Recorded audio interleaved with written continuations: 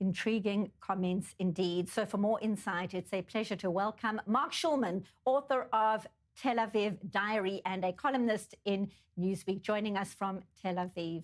Good to see you, Mark. So Donald Trump, dinosaur or not, believes he needs to get his hands on Greenland before Russia or China does.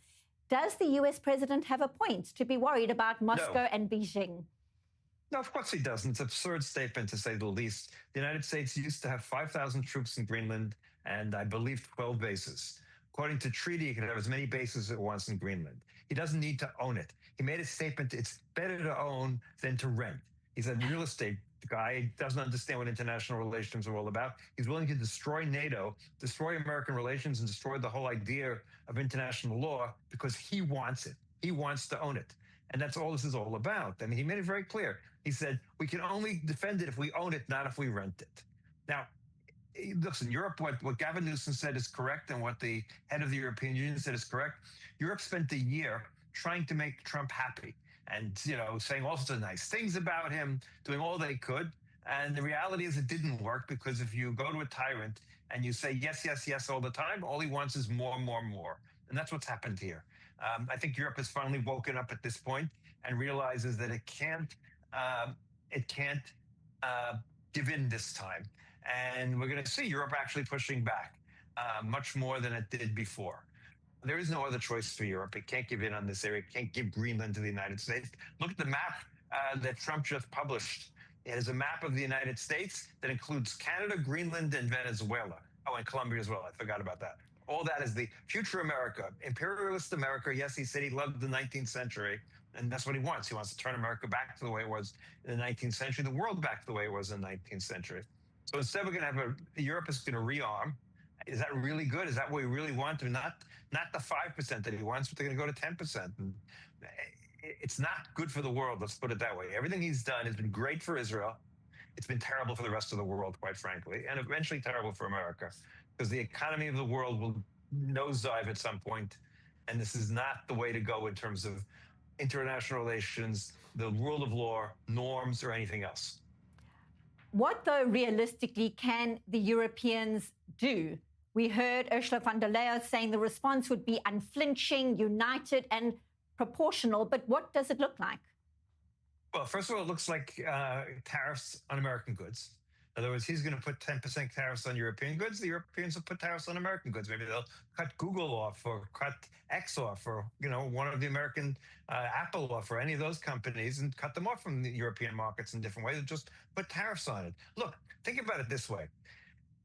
Trump opened up a tariff war when he first came into office, right? We all remember that. It's not that long ago.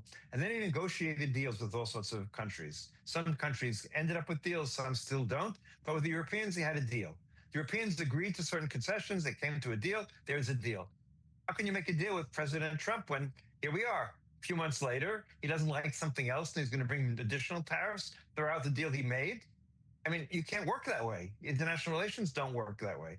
And what the Europeans can do, they can put tariffs, they can really send more troops to Greenland. I do not think President Trump will be able to order American troops to fire on NATO troops to capture Greenland. The American people, I believe the latest polls show that 90% of Americans are against military force to take Greenland. A smaller number are against buying it. There are certainly some Republicans who favor buying Greenland. But military force, 90% of the American people are against using military force. The American troops are going to fire on French and British troops. And is this the sort of world we're looking at? Because he wants Greenland. Remember what he said. I mean, the absurdity that he made. He wrote a letter basically saying, I no longer have to be the peace president because you didn't give me the Nobel Peace Prize. I mean, this is a person who's president of the United States. Any other time in American history, he would have been removed from office. But it would have been impeached and removed at this point. But in the America that exists today, where people are so, their groups and my groups, that their identity politics, it's not going to happen right now. But the statements that he's made are beyond any pale. Now, yes, he has really been great for Israel.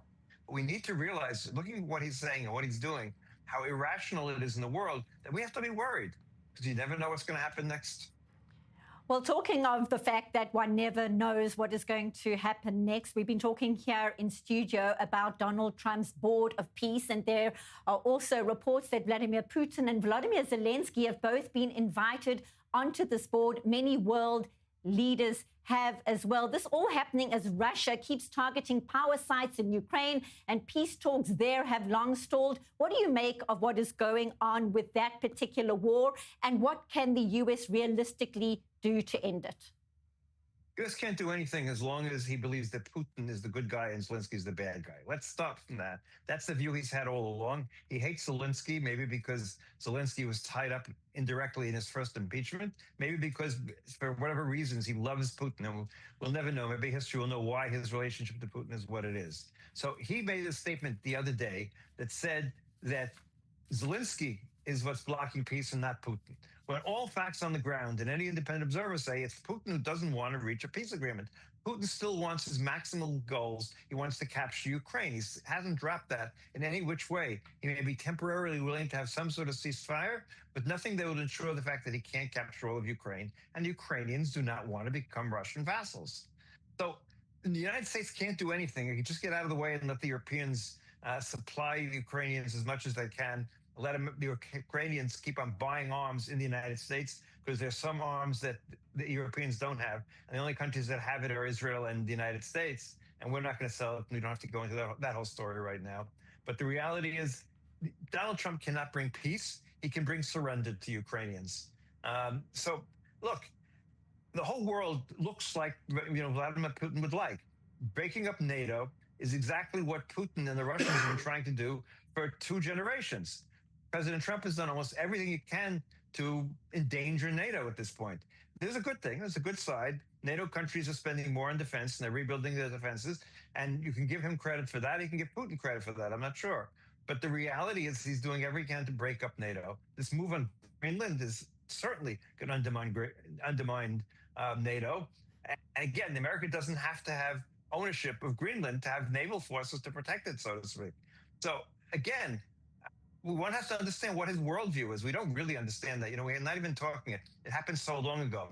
He killed USAID, right? That was the State Department, American agency that was supplying food for hungry people throughout the world.